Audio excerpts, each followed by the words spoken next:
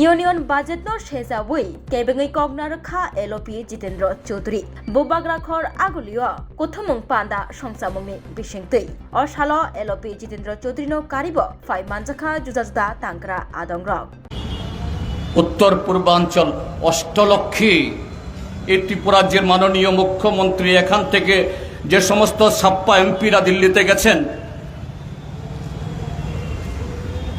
অষ্টলক্ষী নরেন্দ্র মোদীর হাত ধরে উত্তর পূর্বাঞ্চল একেবারে আমাদের দেশের যে পূর্ব দিক সিঙ্গাপুর, মালয়েশিয়া, ইন্দোনেশিয়া এদের কাছাকাছি চলে যাব আমরা। এবারে বাজেটে এই উত্তর পূর্বাঞ্চলের ডুনার একটা মন্ত্রক আছে, তাছাড়াও ডুনারের বাইরে এনইসি উত্তর পূর্বাঞ্চল পর্ষদ এনইসি, এটা ডুনারের অধীনে না, এটা স্বরাষ্ট্রমন্ত্রীর অধীনে। সব মিলিয়ে যত বরাদ্দ হয় এবার 13,000 কোটি টাকা কম বরাদ্দ করা হয়েছে, কিন্তু প্রচার কাজে বন্ধুরা আমরা এই বাজেটকে সমর্থন করতে পারি না। আমাদের প্রত্যাশাও ছিল না। এটা সম্পূর্ণ জনবিরোধী এবং কর্পোরেটদের দূষণ করার জন্য। এখানে কমরেড সুভাষিস বলেছে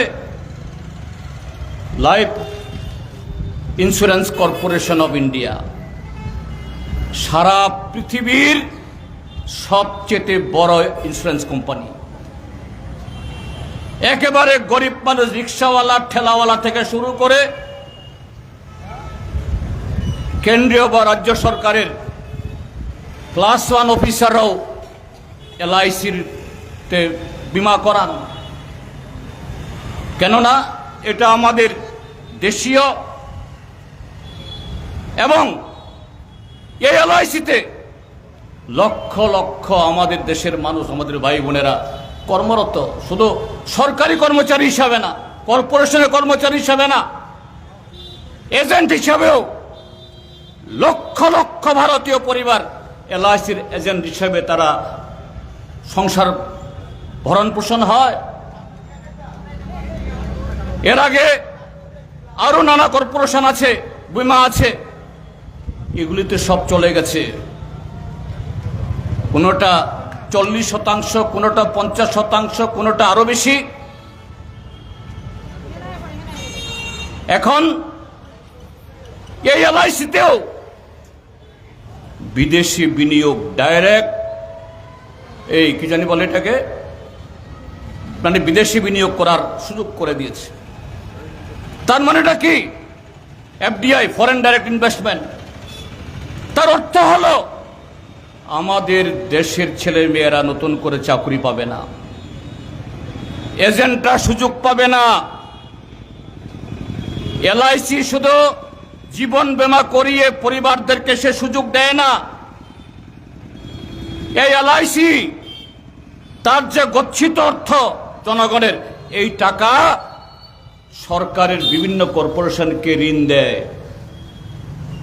কৃষি, পরিকাঠামো ইত্যাদির জন্য। এখন এটা যখন এফডিআই এর কাছে যাবে, বিদেশি শেয়ার হবে, এই টাকা পাবে, এই অর্থ পাবে দেশ নির্মাণে, এটা চলে যাবে দেশের বাইরে। এখানে শেষ না, আমাদের দেশে কতগুলো খনিজ আছে। খনিজ মানে শুধু কয়লা না, কয়লা ছাড়াও আরো এমন কিছু খনিজ আছে মাটির তলা খুললে পাওয়া যায়, যেটা পৃথিবীতে আর কোথাও পাওয়া যায় না। এটা দেশের সম্পদ, দেশের রেভিনিউ বাড়ানোর জন্য এবং দেশে সেরকম কল কারখানা তৈরির জন্য উপাদান।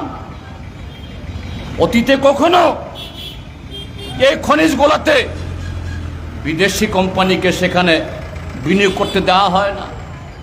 এখন এই সমস্ত বাধা শিথিল করে দিয়ে দেশের একচেটিয়া কোম্পানি এবং বিদেশি কোম্পানিকে খুলে দেওয়া, তার সাথে প্রতিরক্ষা ক্ষেত্রেতে অর্থাৎ আমাদের দেশের নিরাপত্তার জন্য যে সমস্ত রাষ্ট্রায়ত্ত কোম্পানিগুলো তারা গোলা বারুদ থেকে শুরু করে কামান, ট্যাঙ্ক, বিমান তৈরি করে সেখানে ঢুকতে দিচ্ছে আমেরিকান কোম্পানি, ইউরোপিয়ান কোম্পানি। তার অর্থ কি হবে? আমাদের যে পিএসইউ, দেশীয় যে সমস্ত সরকারি কোম্পানিগুলো, সেখানে কর্মসংস্থান কমে যাবে, চাকরি হবে না। আরেকদিকে আমাদের নিরাপত্তা বিঘ্নিত হবে, বিদেশিদের কাছে আমাদের সমস্ত যাবতীয় খুঁটিনাটি গোপনীয়তা চলে যাবে। আর সবচেয়ে বড় আঘাত আসবে কর্মসংস্থানের উপরে, দেশের যৌবনের উপরে। এই বাজেটে কর্মসংস্থানের জন্য কোনো বক্তব্য সেখানে নেই। কাজী বন্ধুরা, আমরা শুধু বিরোধিতার জন্য বিরোধী করছি না, দেশকে বাঁচানোর জন্য, দেশের যৌবনকে রক্ষা করার জন্য, দেশের কৃষিকে রক্ষা করার জন্য আমাদের বিরোধিতাই করতে হবে।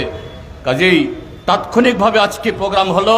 আমি আহ্বান জানাবো আমাদের পার্টির সমস্ত ইউনিটকে, সমস্ত গণসংগঠনকে রাস্তায় নামুন, মানুষের কাছে নিয়ে যান কিভাবে এই মিথ্যার সমস্ত প্রচার তার এই কি বলে জাপি খুলে এই দেশকে নরেন্দ্র মোদী, তার অর্থমন্ত্রী নির্মলা সীতারামন বিদেশিদের কাছে আমাদের ভাগ্য, আমাদের দেশটাকে বিকিয়ে দিচ্ছে, বন্ধক দিয়ে দিচ্ছে।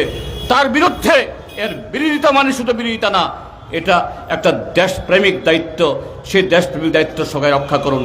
এই কথাগুলো বলে আবারও আপনাদের সকলকে শুভেচ্ছা অভিনন্দন জানিয়ে আমার বক্তব্য শেষ করছি।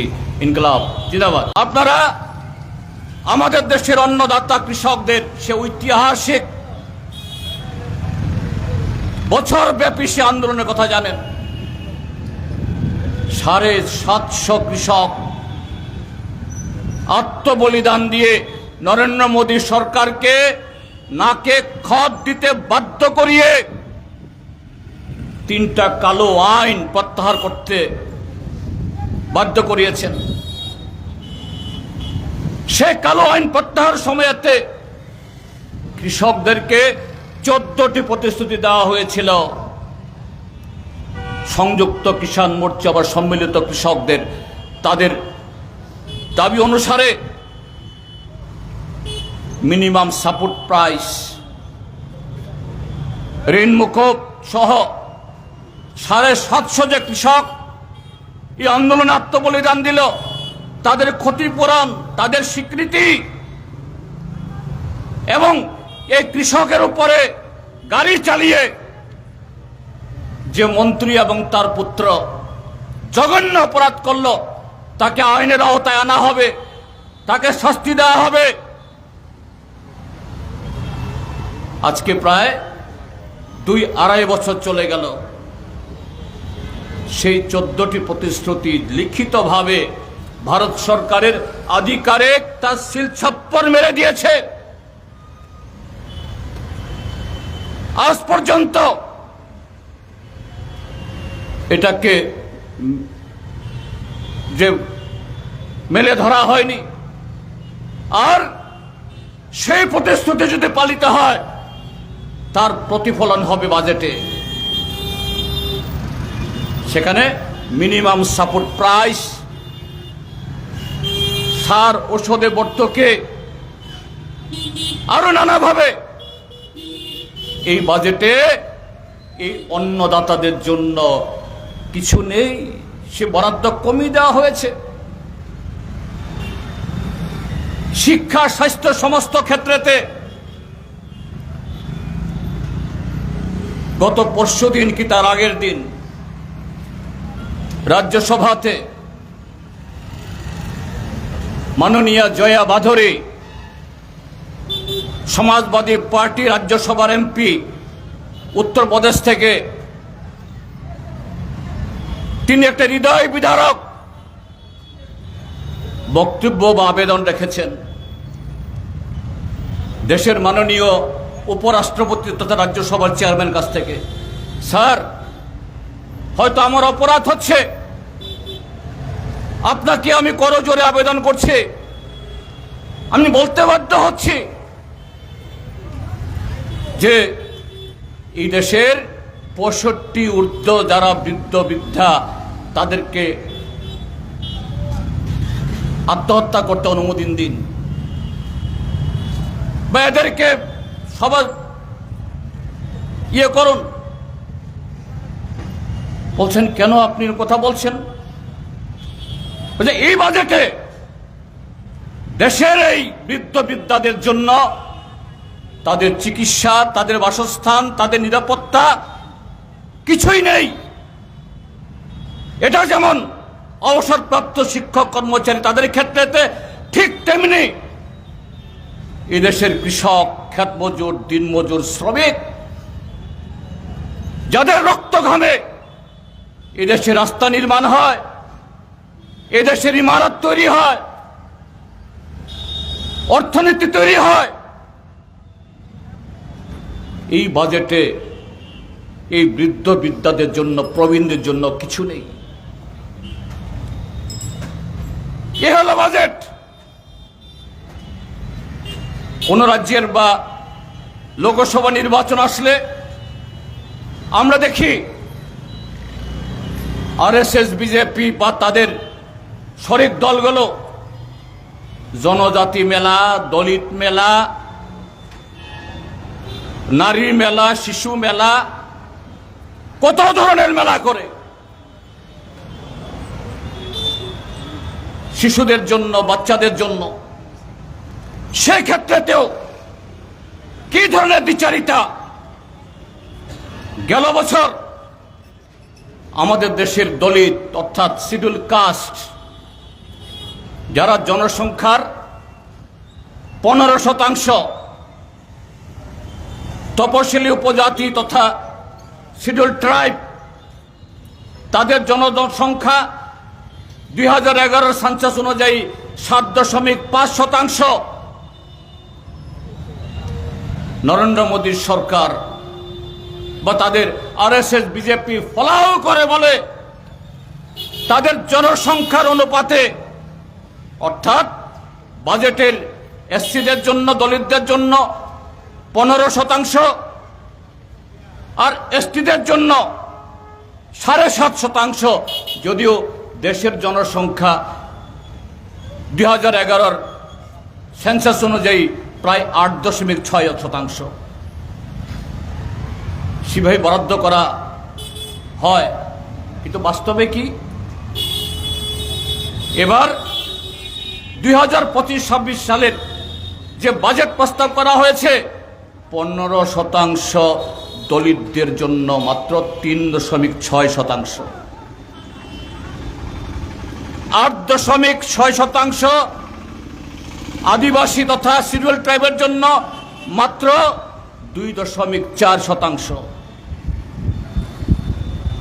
আর মেলা করে কোটি কোটি টাকা খরচ করে বলছে এরা আমাদের প্রাণ। হ্যাঁ, নিশ্চয়ই এই দেশের সমস্ত নাগরিক এই রাষ্ট্রের প্রাণ। এই 2024-25 সালে দলিতদের কল্যাণে যত টাকা বরাদ্দ করা হয়েছিল তা থেকে 27,000 কোটি টাকা কম বরাদ্দ করেছে। আদিবাসীদের জন্য যত বরাদ্দ ছিল, বরাদ্দ তো কমই, সেই কম বরাদ্দের মধ্যেও আদিবাসী বাজেটে 13,000 কোটি টাকা কম রিলিজ করেছে। তার কোনো ব্যাখ্যা নেই। ভোট আসলে উত্তর পূর্বাঞ্চলে কুম্ভীরাশ্রিতরা ফেলে। উত্তর পূর্বাঞ্চল অষ্টলক্ষী, এই ত্রিপুরা রাজ্যের মাননীয় মুখ্যমন্ত্রী এখান থেকে যে সমস্ত ছাপ্পা এমপিরা দিল্লিতে গেছেন, এটা যেমন অবসরপ্রাপ্ত শিক্ষক কর্মচারী তাদের ক্ষেত্রে ঠিক তেমনি এদেশের কৃষক, ক্ষেতমজুর, দিনমজুর, শ্রমিক, যাদের রক্ত ঘামে এদেশে রাস্তা নির্মাণ হয়, এদেশের ইমারত তৈরি হয়, অর্থনীতি তৈরি হয়, এই বাজেটে এই বৃদ্ধ বিদ্যাদের জন্য, প্রবীণদের জন্য কিছু নেই। এ হলো বাজেট। কোন রাজ্যের বা লোকসভা নির্বাচন আসলে আমরা দেখি আরএসএস, বিজেপি বা তাদের শরিক দলগুলো জনজাতি মেলা, দলিত মেলা, নারী মেলা, শিশু মেলা, কত ধরনের মেলা করে। শিশুদের জন্য, বাচ্চাদের জন্য। সেই ক্ষেত্রেতেও কি ধরনের দ্বিচারিতা! গেল বছর আমাদের দেশের দলিত অর্থাৎ শিডিউল কাস্ট, যারা জনসংখ্যার 15%, তপশিলি উপজাতি তথা শিডিউল ট্রাইব, তাদের জনসংখ্যা 2011 সেন্সাস অনুযায়ী 7.5%। নরেন্দ্র মোদীর সরকার বা তাদের আরএসএস, বিজেপি ফলাও করে বলে তাদের জনসংখ্যার অনুপাতে, অর্থাৎ বাজেটের এসসিদের জন্য, দলিতদের জন্য 15%, আর এসটিদের জন্য 7.5%। যদিও দেশের জনসংখ্যা 2011 সেন্সাস অনুযায়ী প্রায় 8.6%। সেভাবে বরাদ্দ করা হয়, কিন্তু বাস্তবে কি? এবার 2025-26 সালের যে বাজেট প্রস্তাব করা হয়েছে, 15% দলিতদের জন্য, মাত্র 3.6%।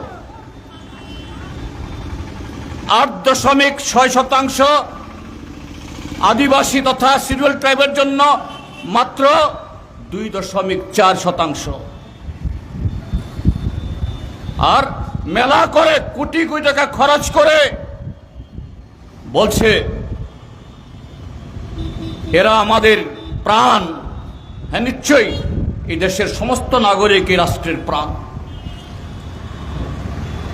এই 2024-25 সালে দলিতদের কল্যাণে যত টাকা বরাদ্দ করা হয়েছিল, তা থেকে 27,000 কোটি টাকা কম বরাদ্দ করেছে।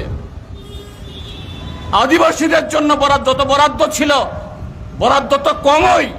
সেই কম বরাদ্দের মধ্যেও আদিবাসী বাজেটে 13,000 কোটি টাকা কম রিলিজ করেছে। তার কোনো ব্যাখ্যা নেই।